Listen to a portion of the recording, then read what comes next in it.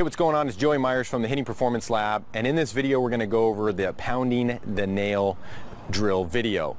Now this video I got from Matt Noakes, and we're going to go over a few things: what directional force is, what a lumberjack is trying to do, what these colored bands mean down here, and standing out in front of the hitter and giving them more of an external visual cue.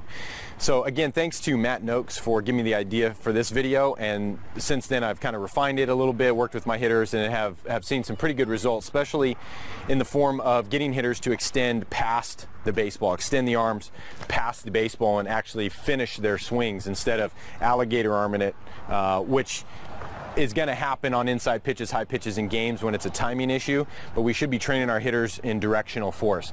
So what is directional force? Now Matt Noakes said in a video that it takes 8,000 pounds per square inch of force in one direction to hit a ball 400 feet.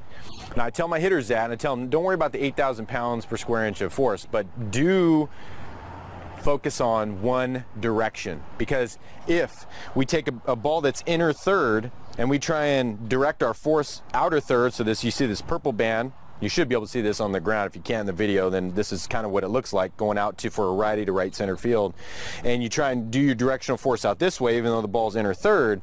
Well, if you're going to try and hit a ball out that way, it's going to be really tough for one, and so that 8,000 pounds per square inch of force is going to take a lot more force to hit a ball out, hit that ball out, than just 8,000 required if you just took the green band or left center field pounding the nail that way. Okay, so directional force is defined as taking the pitch, whether it's outer third, middle third, or inner third, and hitting it where it's pitched. We've all heard that before, but we don't know exactly what that means in the perspective of power, of consistent power, and holding what I call your lines, your nail lines. So think about what a lumberjack is doing. When they have a big old tree trunk here, they're trying to, whether it's in a competition or they're out in the wild, they're trying to cut down a tree. What they're trying to do, they're not trying to hit it and pull off the ball. They're actually trying to hit that tree. They're leaning in and compressing into that tree. So everything's going into that tree. So here into the tree, so at impact we're leaning in and compressing. So here, not coming open here, not over rotating. So we want to keep our directional force in the direction we want it to go, especially if we're on a time crunch. Look at a lumberjack in a 15-minute, like they only have maybe 5 minutes to cut something down or cut something in half, and they're gonna prioritize their movements to be able to do that quickly, power and quick power to get that thing done.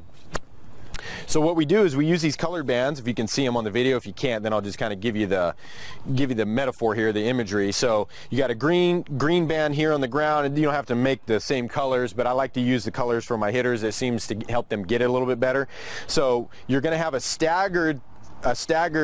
bands are going to be staggered depending on pitch location. So if it's inner third, contact's going to be made. It's going to depend on where the hitter is at in the box. So you want to kind of put those in positions that are unique to the hitter where they're standing in the box. But I just put them as a general rule. You want to have the front marker out at about 3 to 6 inches out in front of the stride landing foot. You want the yellow band or the middle third marker to be somewhere around the landing foot, so 3 inches forward, 3 inches behind, somewhere in there is where we want the middle third. And then the outer third band we want to be about 3 to 6 inches behind the landing leg, so somewhere like that. So it's going to be a staggered formation. And so what we want to do is we want to have that hitter imagine that those bands, even though they're on the ground, that they're actually a floating big old giant nail that's in the ground, right? And what I do is I stand out in front of them. If the hitter's here, I stand out in front and I stand like I have the bat's right against my belly, like my belly's a wall, and the head of the bat is the nail, head of the nail, and I want them to hit that head of the nail right into the wall, flush with the wall. So we want to give them that idea that this band down here, this colored band, is actually a nail they're trying to nail into the wall with their bat, right? So you got here nailing it in straight off, and then outer third you're nailing it in the right center. And of course this is all reversed for a lefty. So what I'll do is I'll stand out in front of the hitter. I'm not going to do that so I don't put my back to you, but I'm going to stand out in front of the hitter well far enough away where I'm not going to get hit by their bat, and I'm going to just follow the same line of these lines here, and I'm going to tell them I want 2 swings at each position, and I'll start inside for a righty, and then I'll have them, they'll take their 2 swings following this line. I'll have them take 2 swings following the down the middle third, okay, and then I'll have them take 2 swings following this one, and then I'll ask them, I'll say, did you notice a different barrel path or directional force path with each swing? And they'll say yes. And I said, that's how it has to be. We have to be linear at the end of our swing. We have to transfer that rotational energy from turning into linear force or directional force.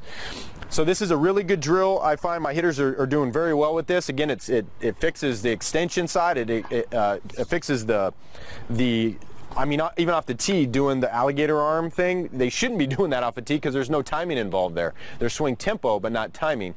So it helps with that. But the important thing is it gets their force, their directional force, in the direction they're supposed to go. And when we hit live, when they start seeing balls, it's a little harder than off a tee or dry swings to follow these lines, right? Because they got timing involved in everything.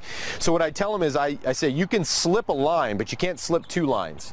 So again, like the earlier example, you got a pitch on the inner third, and they're taking a swing like they're going purple, or they're going right center field with this. They take a swing that way, they're inside out in it. They got no directional force. They're not optimizing the directional force. Just like the other way, if they got a pitch on the outer third, they should be going this way with it, but they slip over to green or left center. Okay, now they're pulling it across their body. Most likely is going to be a ground out to the opposite, or to the third baseman or shortstop for a righty. So they can slip, like if there's a pitch on their outer third, but they go yellow, which is middle third, going that way, they might hit a double to left center. But I tell them, if you would have just gone with the pitch, outer third, purple, you might have hit a double off the wall or a home run over the fence this way, because you would have taken all 8,000 pounds per square inch of force in the direction it was supposed to go that was optimized. You're going to hit the ball the farthest that way. So you can slip 1, but you can't slip across 2. So I always want my hitters to kind of stay within one line and not skip over to 2. So in this video, we went over pounding the nail video. Again, I got this from Matt Noakes. Thank you, Mr. Matt. We define directional force as 8,000 pounds per square inch in one direction to hit a ball 400 feet. We talked about what the lumberjack is doing, leaning and compressing. We talked about what these colored bands mean, and then standing out in front of the hitter and pounding the nail and getting them that external cue. So they get a lot of external cues with this drill. We'll see you in the next video. The Hitting Performance Lab wants to know, did you know repeatable hitting power does not start in the hips? Have you heard the expressions, load and explode the hips? Power comes from the hips. Well, we created a free video revealing the results of a scientific study that will show you how we added 48 feet of batted ball distance instantly. And it's not all about the hips. Click here now to get the video while it's still free.